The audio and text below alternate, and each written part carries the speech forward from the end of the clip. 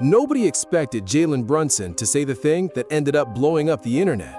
He stayed quiet through the entire finals, captured the championship, took home finals MVP, and then dropped 2 words at the celebration that instantly had everyone talking. That clip is everywhere now, and people can't stop replaying it. So before we get into it, let me know what you think. Did Brunson earn that moment after dealing with 2 weeks of physical play, or was it a bad look from a newly crowned champion? Drop your thoughts in the comments. The whole story really starts at the championship party. Just one night after the Knicks defeated the San Antonio Spurs to win the title, Brunson was celebrating with friends and family when someone started recording.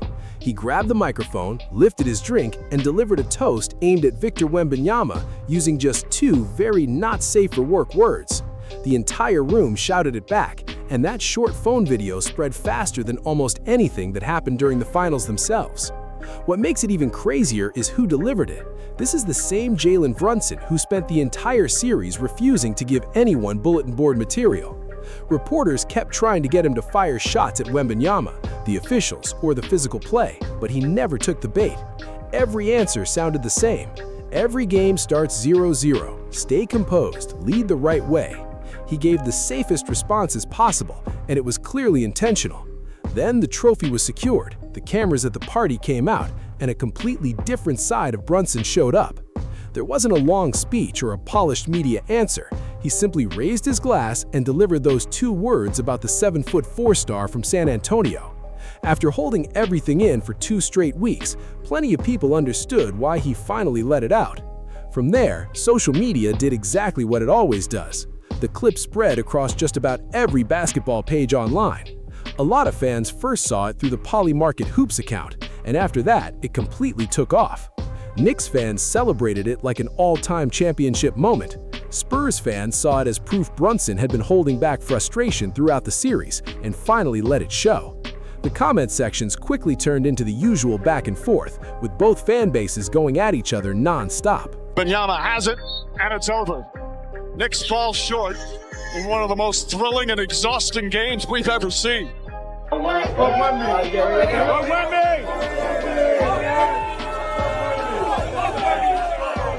The clip spread so quickly that nearly every major outlet jumped on it. Yahoo Sports, Clutch Points, The Mirror, just about everybody covered it, only with the language cleaned up for the headlines. The takeaway was obvious. The quiet, all-business version of Jalen Brunson from the playoffs had disappeared, and the relaxed, outspoken version was back. Then, almost immediately, he announced he was releasing a book. Win a championship, take a shot at your rival, then promote a memoir. Not a bad stretch for the undersized guard. My favorite part came a few days later when reporters finally asked Brunson directly about the toast. His response? He pleaded the 5th. No comment. He wasn't giving them anything, so he'll grab a microphone at a celebration with a drink in his hand and let it fly, but the second a reporter shows up with a notebook, suddenly he's keeping it quiet. You gotta appreciate that. He did offer a little more insight somewhere else, though. During an appearance on The View, Brunson talked about the well-known shove and explained that his focus was on leadership. He said the goal was to stay composed even though Wembanyama was clearly trying to get under his skin. So in front of the media, it's all about discipline and keeping control. At the championship party, it's 2 blunt words and a raised glass. Both sides of that are part of who Brunson is. Meanwhile, Wembanyama had his own viral moment, but for a completely different reason. After the final buzzer, while the Knicks celebrated on his home floor, he skipped the usual handshake line and headed straight for the tunnel. No congratulations, no lingering on the court. He was simply gone. So, before people start calling Brunson classless over something he said at a private celebration, remember that Wembanyama walked away from one of basketball's most basic displays of sportsmanship in front of a national audience. To be fair though, Wembanyama never fired back with public insults. When he finally met with reporters, he didn't take shots at the Knicks at all. Instead, he said there was no better experience than what his team had just gone through. That also means all those viral posts claiming Wembanyama ended the series with some ruthless parting message were never real. The version that actually showed up was disappointed, respectful, and clearly hurting, even if that quick walk to the tunnel spoke for itself. But to understand why Brunson finally let those two words out, you have to go back. That moment wasn't created at the celebration. It was built over a long, physical final series. And honestly, the rivalry started well before that. Watch this play. This is what frustrated Brunson. Oh, whoa! That's, excuse me, that should be a flagrant one. I can understand why Brunson and then Wemby's laughing at it. The finals were anything but clean, and that's really where this rivalry caught fire. Throughout the series, Victor Wembanyama kept bringing a physical edge against Jalen Brunson, and plenty of it crossed the line for fans watching. The play everyone kept replaying was the shove that sent Brunson crashing to the floor after contact near his head. Then, with the championship on the line in the clincher, Wembanyama stepped into Brunson's landing area on a jumper. Brunson rolled his ankle, hit the floor in obvious pain, and the officials let the play continue without a whistle. A lot of people believe that should have been called a flagrant, and one more flagrant could have meant Wembanyama's night was over early. That wasn't even his first close call of the postseason. He entered the finals already carrying flagrant points from earlier rounds, making that missed call in the deciding game an even bigger talking point. Back in Game 4, he also picked up a penalty point after catching Karl Anthony Towns with an elbow, putting himself dangerously close to missing a finals game. So for many fans, the rough play wasn't a one-off moment. Meanwhile, Brunson absorbed all of it, stayed composed, and kept producing at an elite level. And once you look at the numbers, the conversation changes fast. In the title-clinching game, Brunson poured in 45 points, setting a Knicks finals record. That also tied him for the third highest scoring total ever in a championship-clinching game, trailing only Giannis Antetokounmpo and Bob Pettit. Not bad for a player critics kept saying was too small to lead a team. He finished the series averaging 32.6 points per game and walked away with Finals MVP. He also became just the second player in Knicks history to earn that award, joining franchise legend Willis Reed. His impact wasn't just about total points either. Across the series, Brunson scored 22 points during the final 5 minutes of close fourth quarters, the highest clutch total in an NBA Finals over the last 15 years. In Game 5, he knocked down the go-ahead floater with just over a minute left before burying 3 straight free throws to seal both the win and the scoring record. When the pressure peaked, Brunson was the player delivering every big shot. The 4-1 series result doesn't tell the whole story either. Every game came down to the wire despite New York winning 4 of the 5. The Knicks fell behind by double digits in every matchup and somehow kept finding a way back. Game 4 was the craziest of them all, with New York erasing a 29-point deficit before OG Anunoby's last-second tip-in completed the biggest comeback in Finals history. They closed the series in Game 5 with a 94-90 road victory. Analysts even called it one of the greatest 5-game finals ever because every contest was within 5 points during the final 5 minutes. San Antonio actually won every first quarter and built double-digit leads in all 5 games. None of it was enough because New York kept taking control after halftime. The Knicks reached the finals by sweeping the Cleveland Cavaliers and extending their playoff winning streak to 11 games, earning their first trip to the championship round since 1999. On the other side, San Antonio battled through a 7-game showdown with the defending champion Oklahoma City Thunder to earn its spot. Both teams came into the finals on fire, each led by a conference finals MVP who believed this stage belonged to them. By the end of it, only one walked away owning the summer. And everyone was watching it happen. Game 5 drew roughly 24.5 million viewers across ABC and ESPN, making it the most-watched finals closeout since 1998. This wasn't some low-profile series. The entire basketball world had its eyes on it. For New York, the win ended a 53-year championship drought. It was the Knicks' first title since 1973, and only the 3rd championship in franchise history. To be fair, Victor Wembanyama was outstanding throughout the series. In his first NBA Finals, the 22-year-old averaged about 26 points, 11 rebounds, and nearly 4 blocks per game. Even in the closeout, he finished with 14 rebounds after swatting 5 shots in the first half alone. The Knicks didn't beat Wembanyama because one player shut him down. They did it by throwing multiple defenders at him, making him work on every possession and surviving his big stretches until the Spurs ran out of support. But the roots of this rivalry go back much further than the championship celebration.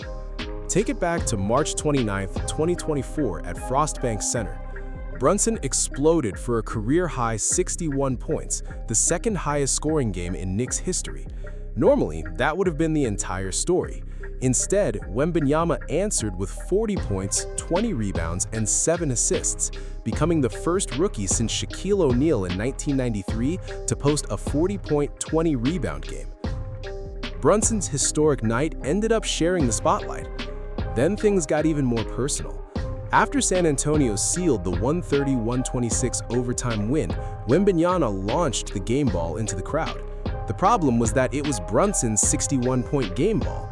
New York had to send a ball boy into the stands to get it back from a fan. The league later fined Wembanyama $25,000. He said it wasn't intentional, but moments like that tend to stick with players. And that's really what sits underneath the fouls in the celebration toast. These are two completely different paths to the top. Brunson was the 33rd pick in the 2018 draft, spent years hearing he was too small to lead a team, and earned every bit of recognition along the way. Wembanyama arrived with global hype from day one, with Nike branding him as the alien before he even played an NBA game. One built his reputation piece by piece, the other entered the league with the spotlight already waiting. So while finals coverage kept focusing on Wembanyama's future and limitless potential, Brunson was the one leading New York to a championship. It's easy to understand why that might frustrate someone who fought for every opportunity. It was never really about talent. Brunson knows exactly how gifted Wembanyama is. It was about who kept receiving the attention. Then there's Becky Hammon. Earlier, she said on television that the Knicks didn't have a true number one option and didn't believe Brunson fit that role. As New York kept advancing, people continued bringing those comments back up, and she never backed away from them. Now, Brunson owns a championship, a Finals MVP trophy, and a 45-point closeout performance. And according to the discussion surrounding it, he still isn't expecting an apology from Hammon anytime soon. So that's another layer adding fuel to this rivalry. Spurs fans, though, weren't without a response and felt they had at least one solid argument of their own. Some Spurs fans did push back with a fair point. Jalen Brunson hosts a popular podcast with teammate Josh Hart, and the two aren't exactly shy about joking and throwing playful shots at players around the league. So people started asking why Brunson can dish it out, but everyone complains when Wembanyama plays with an edge. It's a reasonable question. Then again, cracking jokes on a podcast isn't quite the same as shoving someone by the head during a game. Even so, that debate kept rolling for days. There's another detail that slipped past a lot of people. The finals weren't the first time these teams met with something meaningful at stake. Back in December, the Knicks defeated the Spurs 124-113 in the NBA Cup Championship. So New York had already gotten the better of San Antonio before the finals even began. By the time Brunson raised that glass, he'd spent almost an entire season getting the upper hand over Wembanyama's team. That toast was simply the final exclamation point. It also changed the way a lot of people looked at Brunson. For years, his reputation was pretty straightforward. He was viewed as a hard-working leader, a great teammate, and someone who always gave careful, respectful answers. Then, one quick toast flipped that image almost overnight. Suddenly, fans saw that the calm captain had a competitive edge he'd been keeping under wraps until the championship was secured. People loved seeing the quiet guy finally let loose, and Brunson gave them exactly that. Sometimes it's the players who say the least that end up making the loudest statement. When you stack everything together, the moment starts to make a lot more sense. The physical play, the game ball incident from years earlier, the constant doubt, and all the attention surrounding Wembanyama had been building for a long time. Brunson kept those emotions in check while the cameras are rolling. Once the job was finished, the ring was won, and New York celebrated with the parade through the Canyon of Heroes. Those two words finally came out. It didn't feel spontaneous. It felt like something that had been building for years. And after everything that happened, Brunson clearly felt he had earned the right to say it.